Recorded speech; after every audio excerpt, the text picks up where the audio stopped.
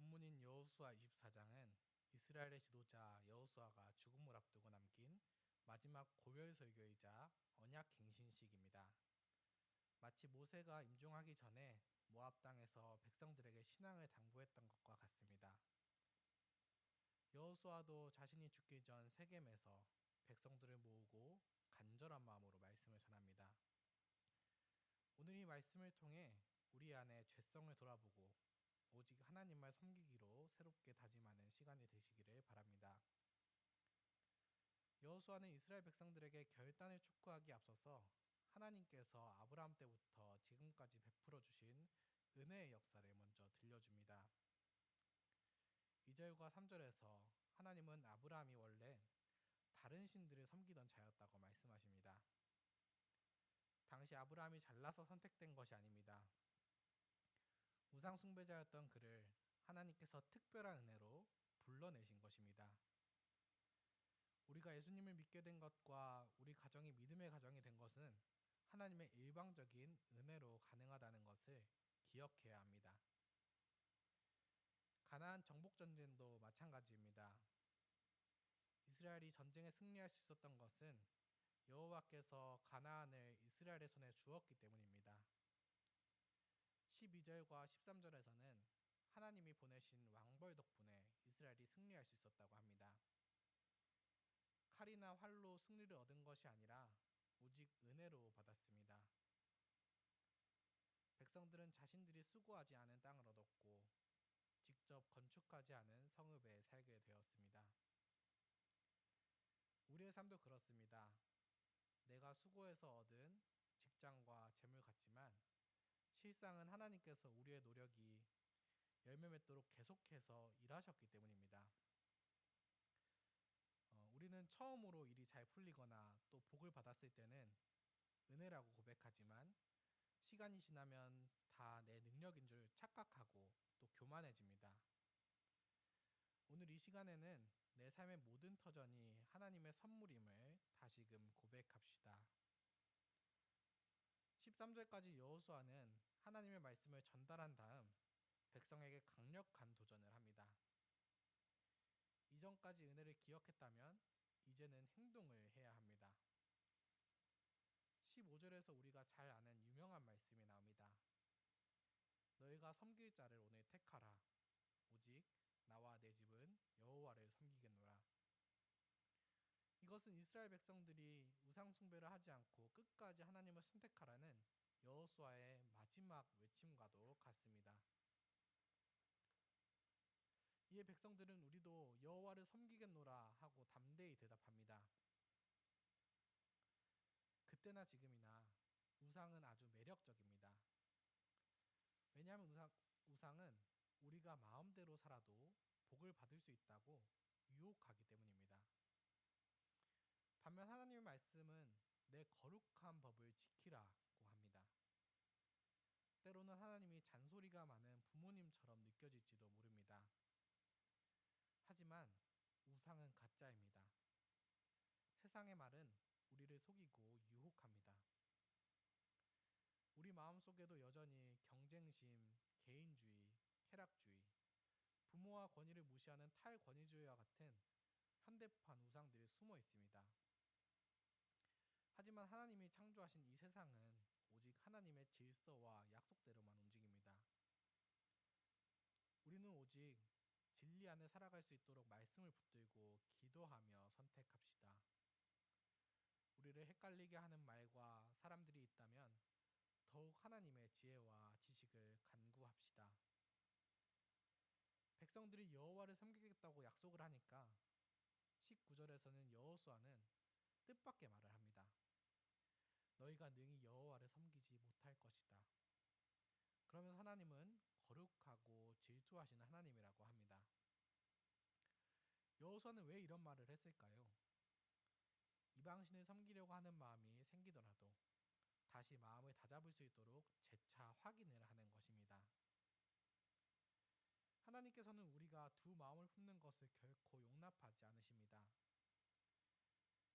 이방신들은 치우지 않고 죄를 품은 채 입술로만 주여 주여 하는 것을 싫어하십니다. 다니면서 점을 보러 다니는 것과 같습니다. 하나님께서는 우리가 은혜를 입고도 하나님을 배반하면 사랑의 매를 들어서라도 우리를 돌이키게 하십니다. 여호수아는 백성들의 맹세를 율법책에 기록하고 또 큰 돌을 세워서 그 언약의 증거로 삼았습니다. 오늘 우리에게는 매주 드리는 예배와 성찬이 바로 그 언약의 증거입니다. 우리는 예배를 통해서 하나님과 맺으신 그 언약 안에 다시 서고 또 그 은혜를 누리는 사람들입니다. 오늘 우리가 읽고 들은 말씀을 마음에 새기고 살아갈 때 우리의 삶의 발걸음 또한 세겜에서 언약을 맺고 각자의 기업으로 돌아갔던 이스라엘 백성들처럼 하나님께서 약속하신 복 안에서 걸어가는 삶이 될 것입니다. 마지막으로 24장은 여호수아와 제사장 엘르아살의 죽음을 기록합니다. 한 시대가 저물어 갑니다. 여기서 하나 흥미로운 것은 요셉의 유고를 가나안 땅에 장사하는 내용이 나오는 것입니다. 이때는 요셉이 죽은 지 약 350년이 지난 뒤였습니다. 그럼에도 이스라엘 백성이 오랜 세월 동안 요셉의 유고를 간직해온 이유는 그가 죽기 전 남긴 유언 때문이었습니다. 요셉은 자신의 유고를 반드시 가나안 땅으로 가져가 달라고 당부했습니다. 이스라엘은 그 약속을 기억하며 이집트에서도 광야에서도 요셉의 유고를 보관해왔고 마침내 그의 유골은 약속의 땅에 묻히게 되었습니다. 이는 사람이 죽고 세대가 바뀌어도 하나님께서 자신의 백성을 신실하게 보존하시며 약속대로 그들을 번성하게 하시는 그분의 은혜와 능력이 계속되고 있음을 보여줍니다. 비록 여호수아가 죽고 나서 이스라엘이 다시 타락하는 시대, 사사기의 시대가 기다리고 있지만 하나님께서는 끝까지 자신의 백성들을 포기하지 않으십니다. 사랑하는 형제자매 여러분, 우리는 날마다 우상을 만들어내는 죄된 마음과 싸우고 있습니다. 그러나 여호수아 24장은 하나님께서 자신의 백성들을 끝까지 책임지시는 분이라는 것을 보여줍니다. 우리가 하나님을 붙드는 것보다 하나님께서 우리를 붙들고 계십니다. 그러므로 나와 내 집은 여호와를 섬기겠노라 하는 이 고백은 무거운 결단이 아닙니다. 언약 안에 사는 백성의 자연스러운 삶의 태도입니다. 우리는 은혜로 부름을 받았고 은혜 안에 서 있으며 은혜 안에서 살아가는 사람들입니다. 오늘도 하나님께서 허락하신 언약 안에서 복된 하루를 누리시는 저와 여러분들이 되기를 바라겠습니다. 함께 기도하겠습니다. 하늘에 계신 우리 아버지 하나님, 오늘도 진리의 말씀 허락하심에 감사드립니다. 언약의 말씀을 통해 하나님의 그 거룩하심에 참여하게 하시니 감사드립니다.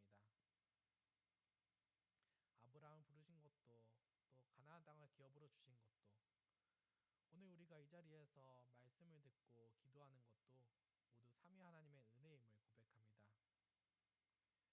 이 은혜를 쉽게 잊어버리지 않게 하시고 마음 안에 여전히 꿈틀거리는 죄성을 회개하게 하여 주시옵소서. 우상을 내려놓게 하여 주시고 오로지 주님만을 섬기는 저와 저희의 가정이 되게 하여 주시옵소서. 지금까지 관악교회를 세우신 분이 하나님이라는 것을 고백합니다. 저희 교회가 예수님을 주로 고백하는 가정으로 가득하게 하여 주시옵소서. 유해진 목사님께서 말씀을 선포하실 때 하나님의 신실한 사랑이 계속해서 전해지게 하시고 말씀을 들은 성도들이 천국을 소망하게 하여 주시옵소서. 교회를 섬기는 직분자들에게 복을 더하여 주셔서 장로님들을 통해서 하나님의 통치가 실현되게 하시고 성도님들의 삶에도 하나님의 말씀을 살아서 생명력을 가지는 역사가 있게 하여 주시옵소서. 집사님들이 성령에 충만하게 하셔서 교회에 소외되거나 어려움을 당하는 이들이 없게 하시고 교회에 주어진 그 자원이 지혜롭게 사용되게 하여 주시옵소서. 지금 이 시간 시간에도 질병으로 고통받는 성도분들을 하나님께서 회복시켜 주시고, 인간관계에서나 또 재정의 어려움을 겪는 이들에게 하나님께서 위로를 더하여 주시옵소서. 오늘도 은혜로 살아가게 하시는 삼위 하나님께 감사드립니다. 예수님의 이름으로 기도합니다. 아멘. 은혜로운 기도 시간이 되시기를 바라겠습니다.